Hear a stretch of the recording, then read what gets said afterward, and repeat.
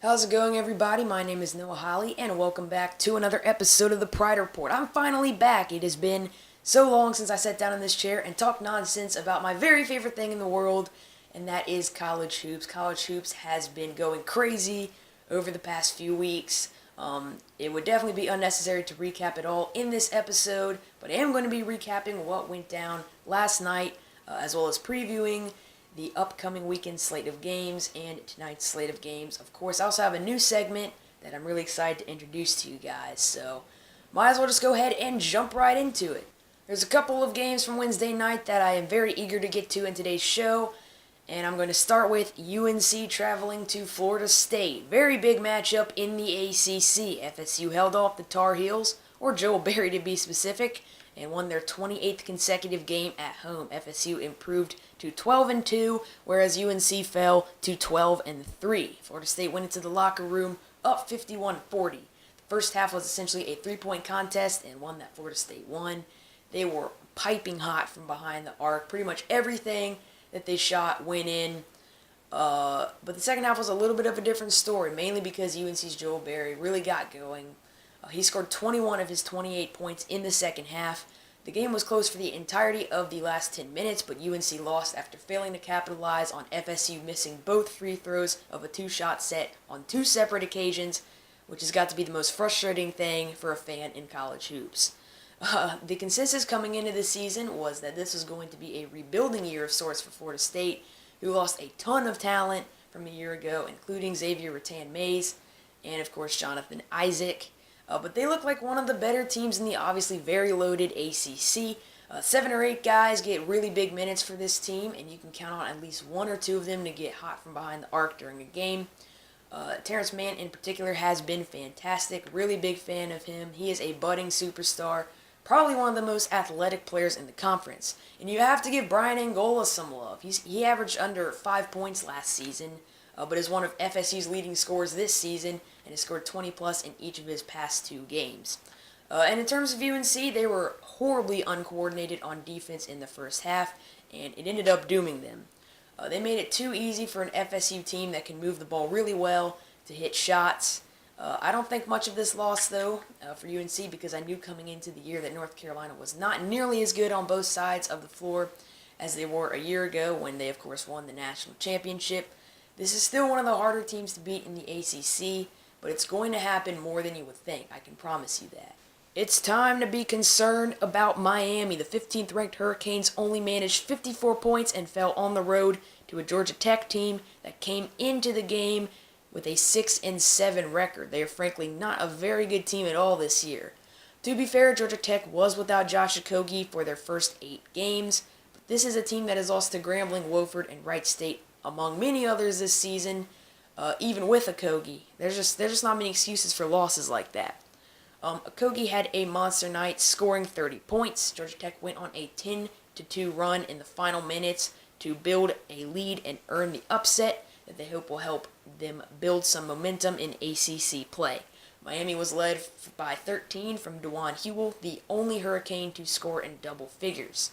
Now, we didn't know much about Miami heading into the conference slate. They played an extremely weak non-conference schedule, facing very little quality opposition and earning only 2 resume wins in Minnesota and Middle Tennessee. But we're kind of starting to see their true colors now. Offensively, the production has just not been there both times they've lost this season, the first being in Hawaii to New Mexico State, and the second coming last night. Miami scored 54 points in both games. Now, offense isn't really Miami's strength. Defense is definitely that. And Miami put up a solid effort on that end of the floor. I mean, it wasn't perfect as reflected by Okogie's monster night, but it wasn't horrible either. The loss can mainly be credited to sloppy play with the ball in their hands. Miami committed 18 turnovers. How are you supposed to win when you commit that many turnovers? It was a season high for them, as you saw on screen. It's also really hard to win when nobody steps up on the offensive end. And it's not like Miami doesn't have talent. It's just strange. This team just collectively wilts. Trae Young did his thing again, and Oklahoma easily handled Oklahoma State in the latest edition of Bedlam. This was probably Oklahoma's finest offensive performance of the season to date, which is obviously saying something. Now I'm going to talk about Trae Young a little bit later in this show, so I'll focus on his supporting cast for now. I want to talk about Brady Manick for a little bit. Manic, of course, being the 6'10 freshman, the other freshman for the Sooners, is getting heavily overshadowed right now. I'm sure you can understand why. But Manic scored a career-high 28 points in last night's win. He bounced back from a 2-point performance against TCU last weekend, but he did only attempt 4 shots in that game, so it's not like he was a huge part of the offensive game plan anyway. He was a big part of the game plan last night, though. He hit 6 3-pointers in last night's win, the other career high that he set last night. Manic is another one of these big men that we are seeing popping up more frequently than ever in college basketball nowadays. That not only shoots threes well, he looks the part too. He has as quick of a release as most shooting guards. He and Young are truly an unstoppable tandem because Young's ability to set Manic up with a perfect look time and time again just makes it even easier for an already phenomenal three-point shooter to knock down his shots. I have heard some rumblings about how Manic needs to toughen up, but I don't really know if that's a need for the Sooners right now. Now, I agree, as a big man, he's not a dominant force in the paint by any means, but Jamoni McNeese and Kadeem Latin already provide more than enough toughness down low for the Sooners. I've noticed Manic's execution in the interior is improving. He is proven very capable as a cleanup guy. You just can't complain about him right now. I mean, he's been amazing. If it weren't for Trae Young, he'd probably be one of the biggest stories in college basketball. All in all, Oklahoma has a great thing going on this season. And I'm not just talking about Young. As a unit, this is an offense capable at producing at a level that I haven't seen in years. And I'm sure I say that about a lot of teams. I'm sure I said that about UCLA last year and about Arizona State this year. But Oklahoma is just one of those teams. They're just a nightmare for a defense. And it's not just the fact that they put up points. It's how they do it. The flow of their offense, every single possession is just masterful. It's amazing. And it all traces back to Trae Young and what he's been able to do for his teammates. You know, it's very similar to Lonzo Ball last year. Young is just one of those players that can make his teammates a million times better. And they're already pretty talented to begin with. The Sooners are going to be very fun to watch this year. They're fun to watch already, but I'm looking forward to seeing what they can accomplish down the stretch because I think it could be some really big things. A surprising result in Blacksburg last night. This is a very passionate rivalry that is usually really close, especially when Virginia Tech plays host, but the Hokies looked lifeless from the get-go, and Virginia stayed in control throughout the contest to earn a 78-52 win. The Hoos did a great job taking away the three-point shot, holding one of the better teams nationally in that category to just 16% on the night. Ty Jerome didn't exactly repeat his 31-point performance in last weekend's thrilling win over Boston College, but he was very solid once again, putting up 13. Devon Hall added 12, and DeAndre Hunter also had a career best in 14 off the bench for the Wahoos. Wasn't sure at first why he was getting so much more minutes than Nigel Johnson, but he ended up showing why. He looked really good. Meanwhile, Virginia Tech lost their second straight game. They have opened ACC play with an 0-2 record, which is kind of unexpected, honestly. This could be the result of me being a pessimistic fan, but I really thought Virginia Tech had a good chance to win last night. The Hokies put like 100 points on everybody in non-conference play, but now that they've run into some teams that can actually defend, they have just looked unprepared and have failed to crack 60 points on both occasions. This team is just too good to play like this. I expect Buzz Williams' bunch to rebound against Pitt on Saturday. Once they get a few more ACC contests under the belt, I think they'll ultimately be fine. But if they want to get another bid to the NCAA tournament, they're going to have to defend their turf and win at home. It's just so important in this league. All right, that's going to wrap it up for the recaps of last night's games. There was a little bit more action last night. I'm going to put some of the other scores on the screen right now, but nothing that I feel like I should be getting too in-depth into. Anyway, let's just go ahead and move on into the preview segment. We're going to start with the Thursday preview, and then we're going to talk about Saturday's games and Sunday's games. Wichita State's going to make their home debut in the American Athletic to headline tonight's action. Wichita State most likely going to earn a win tonight, but do not underestimate Houston, who has won 4 straight and is off to a 2-0 start in conference play. There could be a chance that the Cougars contend for an at-large bid this season. I mean, it's not crazy likely, but they do have a couple of pieces that can produce, namely Rob Gray. I think I've talked about him a couple times on this show before, but he's a lot of fun to watch. I'm looking forward to sitting down and watching this game from start to finish. I don't think I've done that for either of these teams this year, which is weird. Also, Michigan State is going to make their debut as the nation's top-ranked team. I definitely agree with the voters putting them at number 1, by the way. They've been number 1 in my personal poll for the CPP Top 25 poll for a few weeks now. They're going to be taking on Maryland, who has been bitten by the injury bug as of late. Both Justin Jackson and Ivan Bender have been sidelined for the remainder of the season, which is unfortunate for the Big Ten because it likely cost them another potential NCAA tournament contender. And in the final notable contest, Arizona is going to travel to Utah. I don't have a ton to say about this game other than the fact that I'm incredibly thankful that there's actually a Pac-12 game not on the conference's own network. You know my feelings about the Pac-12 network. My gosh, why? Just why did they put a game with number 4 versus number 17 or something like that on a regional network? That's so frustrating.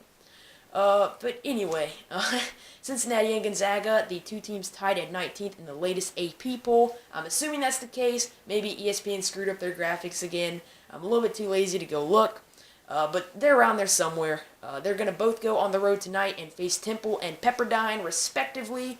But that's about it for tonight's slate. Even more games coming your way on Saturday. Kentucky taking on Tennessee. Kentucky barely survived their first 2 SEC games, edging Georgia and LSU by a combined 8 points. You know, this has got to be such an uncomfortable feeling for Kentucky, who is used to worrying about maybe 4 or 5 SEC games a year and just rolling through the rest of the slate. This year it's going to be a battle night in and night out due to a combination of the SEC being one of the best conferences in college hoops. It is just worlds better than it was last year, and due to Kentucky struggling to click as a group. Tennessee is struggling as well. That's why I think that Kentucky's going to get this win. You know, one of the better defenses in the country in Tennessee, I still believe that, has allowed 95 and 94 points in back-to-back losses. They're going to be falling out of the top 25 even with a win Saturday. Duke goes on the road to face an NC State team that's gotten off to a rough start in the ACC. NC State was absolutely manhandled last night by Notre Dame. They lost by 30 points. They're off to an 0-2 start in the conference. The Wolfpack did beat Duke last year. Don't think it's going to happen again on Saturday. And finally, Marcus Howard looks to repeat his historic performance against Villanova. Villanova has not played since losing to Butler last weekend. This is their Big East home opener. Sunday features a pair of intriguing matchups at 6 p.m. Eastern Time. Miami facing Florida State, also have SMU and Cincinnati in one of the biggest AAC games of the season. Michigan State is back in action on just a single day's rest. We also have Arizona State and Wichita State. Their games are not listed here, but they will play Sunday as well. How's it going, guys? Welcome back to another segment that is going to wrap up this show. So, just a quick little bit of backstory. I got this monitor for Christmas. Well, I actually got my laptop for Christmas, and I bought this monitor. Originally, I had the idea of a segment where I could watch film of a player or a team live and then react to it and break down what was happening. And I thought that there was no better way to do that than to get a monitor and actually react to it instead of editing video clips in. Let's just wait that up there. Alright, so I have this monitor now, and I have some clips of Trae Young. Let me just readjust this. And I'm going to watch them. Now, I don't know if Trae Young made a good shot or a bad shot. I don't know what the heck happened. This was from the Oklahoma State game yesterday that I talked about a little bit earlier in the show. This edit was done by a YouTuber named Frankie Vision. He makes edits of Trae Young. He makes edits of a lot of different basketball players, but he makes them of Trae Young almost instantly after the game comes out. So I'll put a link to his channel down in his subscription. We're not collaborating, of course, but he did make this video that I'm going to be reacting to. So anyway, this is just every single play that Trae Young was involved in somehow, or pretty much every single play. Again, I don't know what he did in these plays. I'm going to find out live. Alright, let's give it a watch. Alright, so already we have a really good play. So let's go back a few seconds here.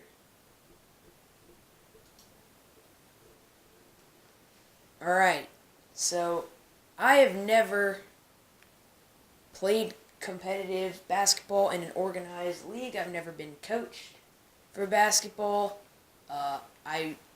All that I really do is watch college basketball. Now, I'm probably not the best person to go to for this type of analysis, but I think I know what I'm talking about. So, just a quick disclaimer there. We're going to see how it goes. But anyway, so I went back on the play.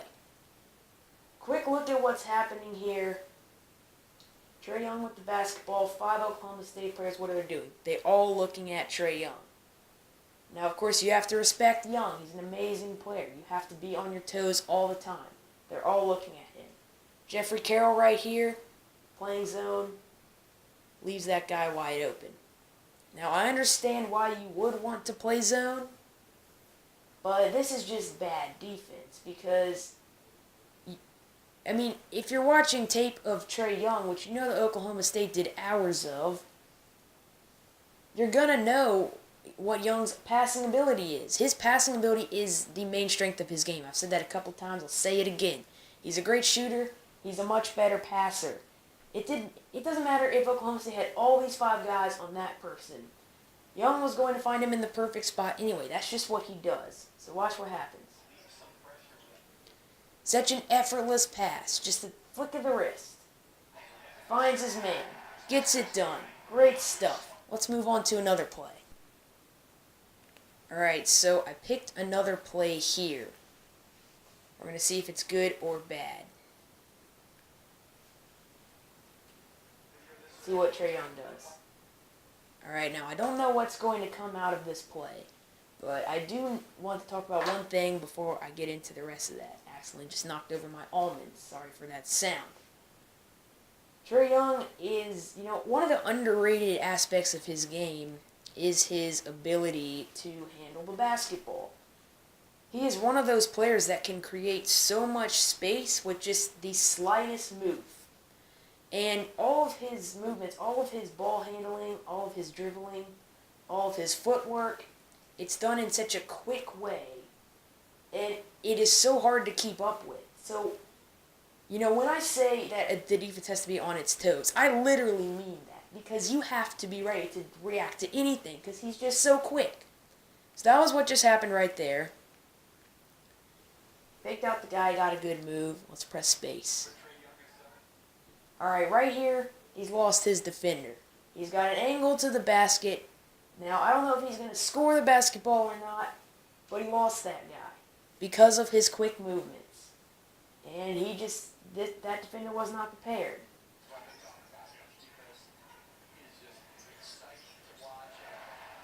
Alright, so I was worried that after all that quality analysis, wink wink, that he was going to miss that shot. Wasn't a very good shot by the Oklahoma player.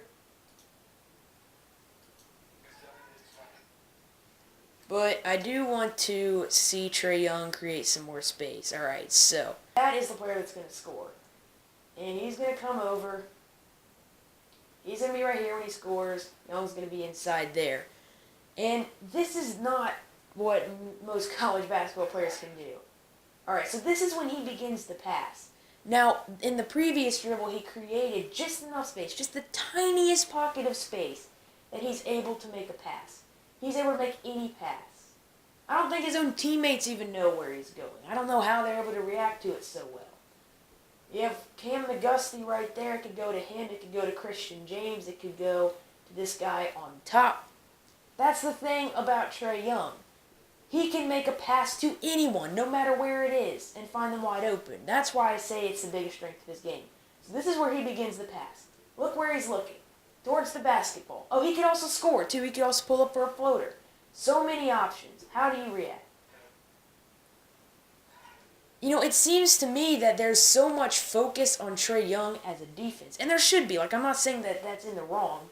That it's really easy for other Oklahoma players to just sneak out and get wide open because everyone wants to converge in on Trae Young. That doesn't do anything because he's going to make the pass no matter how many people are on him, But as a defense, that doesn't mean that I'm just saying just one-on-one him because he'll just blow right past you. He's one of those players that is literally impossible to defend. I mean that. I was watching tape of Brady Manick before I was going to talk about him on today's show, and a lot of the times he scored, that exact same thing happened. just zoom back in here. This remote is really hard to control. The exact same thing happened. It was just Manic. He was able to sneak out. Didn't really need a screen or anything. Just able to sneak out. Now, this guy didn't sneak out anywhere. He was just kind of lingering back there. Just able to sneak out and hit the perfect pass. You know, so I was talking about Manic, and I was saying, I believe, man, it's amazing how good he and Young are together because Young can just set him up perfectly. You know, I don't know if that's what I should have said, because now that I'm watching a lot more of Trae Young, I'm noticing that pretty much every player is able to get open because everyone kind of draws to Young. Alright, so I have another play here. Now, Trae Young does not make this shot, but we're not going to focus on that in this play that I'm going to be talking about. Let's just go ahead and watch. That move right there, look at the amount of space he created. Look at that space. One simple move. That's all it takes for this guy. And you know, as a defender, you're already jumpy trying to face this guy because you know what he can do. You're scared out of your mind. Trae Young is able to create space in an instant. He can set his feet, take a shot. Didn't go in, but we're not going to worry about that because you can't make every shot. It's about putting yourself, or giving yourself the best opportunity to make every shot. And that is what Trae Young does for himself and for his teammates. Thank you for watching that segment. Really hope you enjoyed it. I'm not sure if it was entertaining or useful in any way, but it was a lot of fun just to sit down and provide my raw reaction to something and not have a script or some graphics for it or anything. But yeah, that's going to be popping up a few more times over the rest of Season 1 of this show, so be on the lookout for that for certain. But that is actually going to do it for tonight's episode. Really hope that you enjoyed it. If you did, be sure to hit that subscribe button. Really helps us at College Pride Press out. You could also follow the show on Twitter. You could follow everything on Twitter. I'll put a bunch of links down in the description. Go follow all of it. But yeah, that is going to do it. Thank you so much for watching. I will see you on Monday back with another full slate of Pride Report videos. See ya.